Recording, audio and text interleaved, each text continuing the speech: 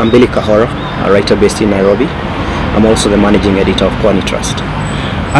Billy, you worked on a script for Soul Boy. Yes. Tell me how that came about. I received a call from an old friend, Ginger Wilson, who runs a production house called Ginger Inc. And she told me a man called Tom Tykwer was in town. And I asked her who, and she said the guy who did Run Lola Run. I was like, oh. And she said he has a friend who's been doing a lot of work here in Nairobi, and specifically in Kibera. And he's interested in doing a film based in Kibera. And he's looking for writers to write a script for him. And she said, I suggested you because you know a lot of writers and we can't seem to get script writers to do this. So why don't you just meet him so you can pick your brain? And when I met him, he kind of explained to me the idea he had, which was basically elements of the usual filmmaking he does, which is a combination of kind of myth, a combination of Bildungsroman, where he puts an individual in a challenging atmosphere where they have to fulfill a number of tasks to get to some end, which is basically what Run Lola Run does. And he wanted to do this kind of film in Kibera. And so I told him, why don't I give you a couple of Kwanis and suggest some writers who do gritty realism pretty well. And see who you like and I'll introduce you. So I gave him some names. And when he called me, he's like, listen, I've been reading some of your stuff and I like that. How do you feel about doing this? I told him, yeah, that would be great. But I told him I don't know how to write a script. I can write a narrative, I can write a short story based on your ideas. So why don't you, I'll send you a short story or a long narrative that that's not like a script. Can you work with that? He said, that's fine. But he told me that, he mentioned that film works with action, scene by scene kind of construction, less interiority. So he's like, concentrate on that. So I sent him, I eventually sent him something, well, it was pretty long. I think it was easily 50,000 words. Yeah. So he said, look, why don't you just rework it in these ways and cut off some of these things and then emphasize on other things. Then we'll work it into a script and we'll see what you think. And that's what he did. So when I did the final draft that he liked, he was like, okay, we're going to sit down for 3 days and we're going to work this into a script, which he did. And the script process was really about the language of it. Yes. We already had the scenes, we had the storyboard kind of, and the structure. So he was like, the language now has to be as authentic as possible. And the interesting things that came up was that we discovered this myth that had been kind of brought over from Lake Victoria.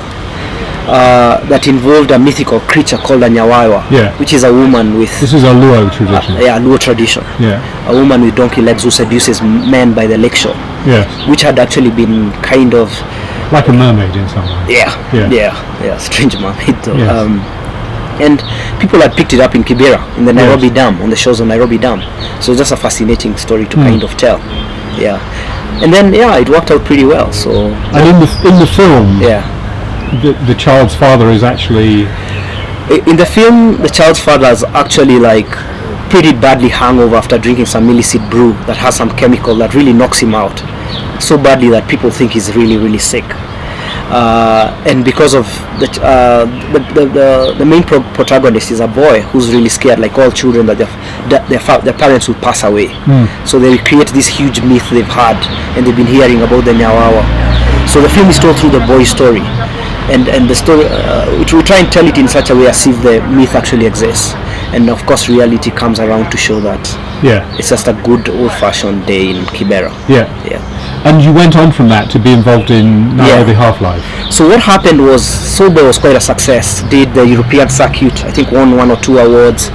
And then he said, we'll actually make this into a bigger thing. That was experimental, but we can do some serious collaborations between German production house, Kenyan production house, and Kenyan writers and Kenyan filmmakers and Kenyan artists. So he was like, okay, now remember the writers you told me about, why don't you bring them along and tell me how they would work with this general idea. And the idea was about somebody coming into Nairobi, and he wanted a story that was kind of criminal and kind of crime based, but at the same time, when we discussed it, he wanted a story that showed a kind of schizophrenia about Nairobi.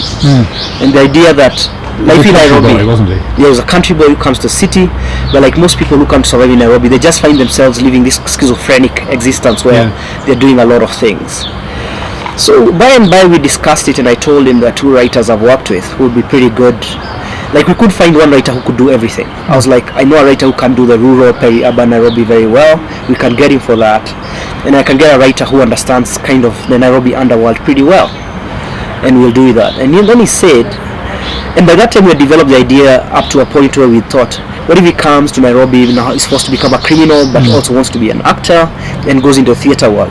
So we brought in Salam Wihaki to do the theatre bits. So it ended up being a much bigger team. Yeah. So you had a script writing team at the So end. we had a script writing team to actually bring all these through elements this together. process. Yes. You've become a script writer. Yes. And my credit is a screen supervisor, a screenwriting supervisor.